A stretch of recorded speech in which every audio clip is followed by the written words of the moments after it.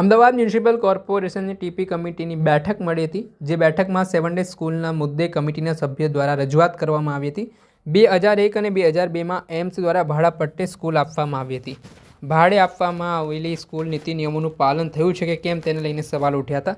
સ્કૂલના તમામ બાંધકામ કાયદેસર છે કે કેમ તેને લઈને સવાલ ઉઠ્યા વગેરે બાબતો ચકાસવા અધિકારીઓને સૂચનો કરવામાં આવ્યા છે। ગેરકાયદેસર બાંધકામ હશે તો તેને દૂર કરવા માટે પણ તાકીદ કરવામાં આવી છે।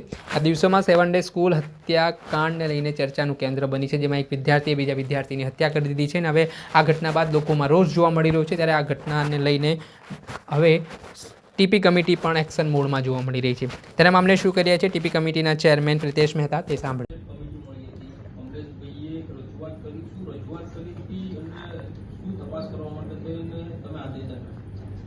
એક તાજેતરમાં મણિનગર વિસ્તારમાં એક દુઃખદ બનાવ બન્યો 7 ડે સ્કૂલમાં।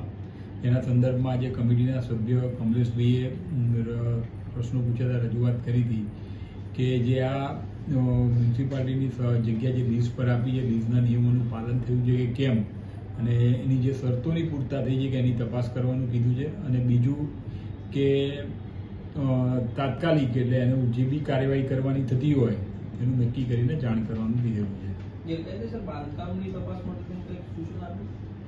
એક એ પણ સૂચના આપેલી છે કે એમાં તપાસ કરીને જે પરવાનગી વગરનું બાંધકામ હોય એનું પણ આપણે તપાસ કરીને જાણ કરવા કીધેલું છે। આપણે સાંભળ્યા હતા ટીપી કમિટીના ચેરમેન પ્રિતેશ મહેતા। તેમણે આજે જે ટીપી કમિટીની મહત્વની બેઠક મળી હતી તે બેઠકને લઈને વાત કરી છે। સાથે જ જો ગેરકાયદેસર બાંધકામ સ્કૂલનો જણાઈ આવશે તો તેની સામે યોગ્ય પગલાં લઈને કાયદેસરની કાર્યવાહી કરવામાં આવશે, તે પ્રકારનું નિવેદન પણ તેમણે આપ્યું છે। દર્શક મિત્રો, આવા જ વિડીયો જોવા માટે એન કવરેજ ન્યૂઝ જોતા રહો।